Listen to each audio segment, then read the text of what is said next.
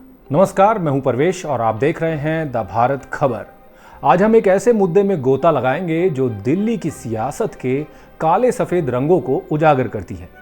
ये मुद्दा जुड़ा है सौरभ भारद्वाज, आम आदमी पार्टी के कद्दावर नेता और दिल्ली के पूर्व स्वास्थ्य मंत्री सत्येंद्र जैन से, जिनके घर ईडी ने छापा मारा 5,590 करोड़ रुपए के कथित अस्पताल निर्माण घोटाले की जांच, जिसमें भ्रष्टाचार और मनी लॉन्ड्रिंग के आरोप हैं।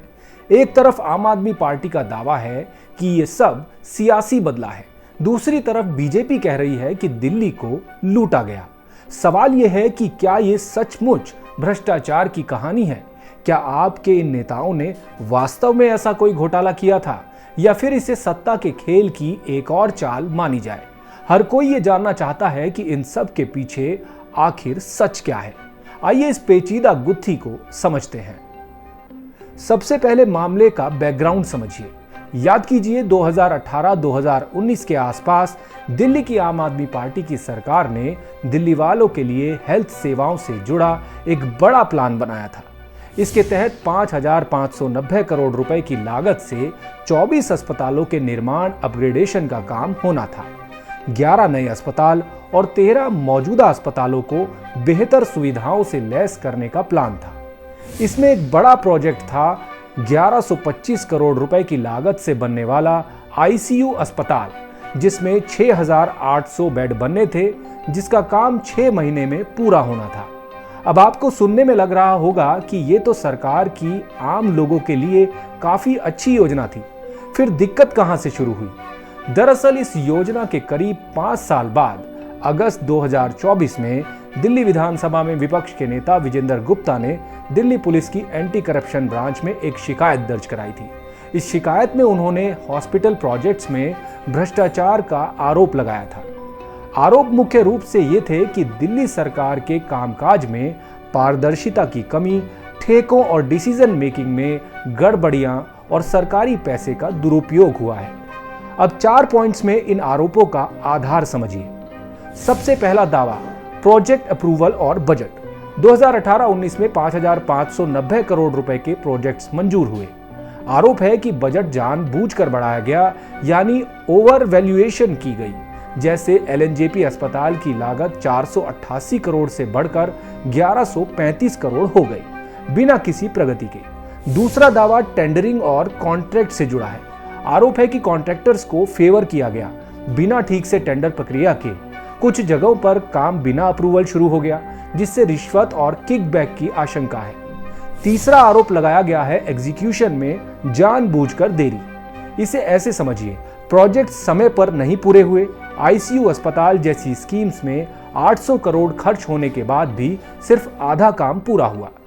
यहां कॉस्ट एस्केलेशन हुआ, यानी इस देरी से लागत बढ़ी, जो कथित रूप से फंड चोरी का एक तरीका था। चौथा आरोप लगाया गया है फंड दुरुपयोग का। दावा किया गया कि सैकड़ों करोड़ की बढ़ी लागत का कोई हिसाब नहीं था। HIMS यानी हॉस्पिटल इंफॉर्मेशन मैनेजमेंट सिस्टम जैसी डिजिटल स्कीम्स में जानबूझकर देरी करके फंड डाइवर्ट किया गया। कुल मिलाकर ये बताने की कोशिश की गई कि धन हड़पना, बजट मैनिपुलेशन और मिलीभगत से घोटाला किया गया। अब आते हैं ईडी के छापे पर।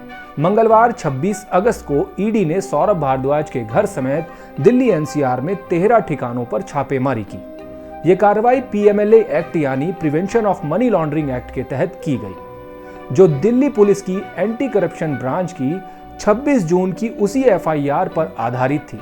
एफआईआर में सौरभ भारद्वाज, सत्येंद्र जैन समेत कुछ ठेकेदारों और अज्ञात अधिकारियों पर भ्रष्टाचार के आरोप लगे हैं। छापेमारी के बाद दिल्ली की राजनीति में भूचाल सा आ गया। आम आदमी पार्टी ने इन आरोपों को पूरी तरह राजनीतिक बताया। मुखिया अरविंद केजरीवाल ने कहा कि सौरभ भारद्वाज के घर ईडी की रेड मोदी सरकार द्वारा एजेंसियों के दुरुपयोग का एक और मामला है। आपको इसलिए टारगेट किया जा रहा है क्योंकि हम मोदी सरकार की गलत नीतियों और भ्रष्टाचार के खिलाफ सबसे मुखर हैं।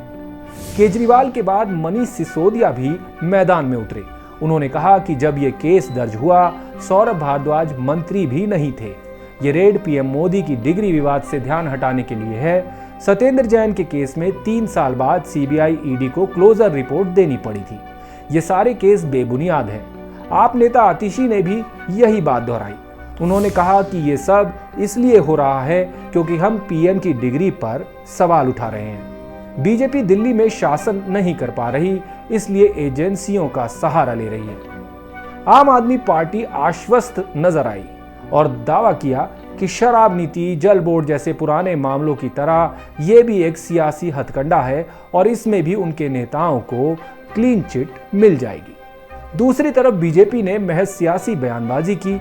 दिल्ली बीजेपी अध्यक्ष वीरेंद्र सचदेवा ने कहा कि ईडी की रेड आम आदमी पार्टी की सरकार की लूट को साबित करती है। अरविंद केजरीवाल की सरकार ने दिल्ली को पिछले 10 सालों में लूटा। लेकिन यहां उनके बयान पर गौर करने वाली बात यह है कि ये तो ईडी की कार्रवाई का हिस्सा है। कोई रेड लूट कैसे साबित करती है जब तक कोई ठोस सबूत एजेंसी के हाथ ना लगे हों।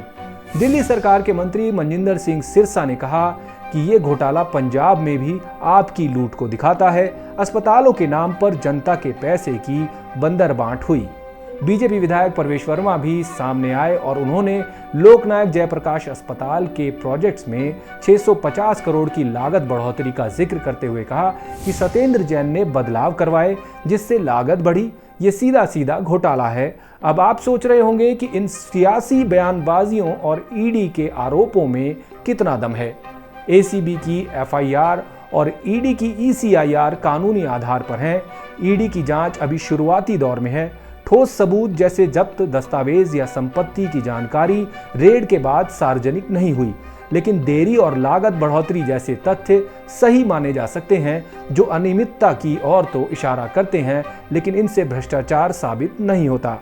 बीजेपी इसे आपकी स्वास्थ्य नीतियों में भ्रष्टाचार का सबूत मानती है, लेकिन आम आदमी पार्टी का तर्क भी मजबूत है। सत्येंद्र जैन जैसे मामले में सबूत नहीं मिले और रेड का टाइमिंग यानी मोदी की डिग्री विवाद के ठीक बाद सियासी मंशा को दिखाता है। दोस्तों, ये मामला दो चेहरों का है। एक तरफ अस्पताल प्रोजेक्ट्स में देरी और लागत बढ़ोतरी जैसे सवाल जो जांच की मांग करते हैं, दूसरी तरफ आम आदमी पार्टी के नेताओं पर लगातार रेड्स, शराब नीति, जल बोर्ड, अब अस्पताल जो सियासी दबाव की तरह लगते हैं। अगर ईडी सबूत लाती है तो ये आपके लिए बड़ा झटका होगा, अगर नहीं तो ये लोकतंत्र पर सवाल उठाएगा। क्या जांच एजेंसियां स्वतंत्र हैं या सत्ता की कठपुतली? आप क्या सोचते हैं? कमेंट्स में जरूर बताएं। और अगर आपको लगता है कि सच्चाई को सामने आना चाहिए तो इस वीडियो को शेयर करें, हाइप जरूर करें। आप देख रहे हैं द भारत खबर। हमारी खबरों के अपडेट्स पाने के लिए चैनल को सोशल मीडिया प्लेटफॉर्म्स पर फॉलो कर लीजिए। नमस्कार।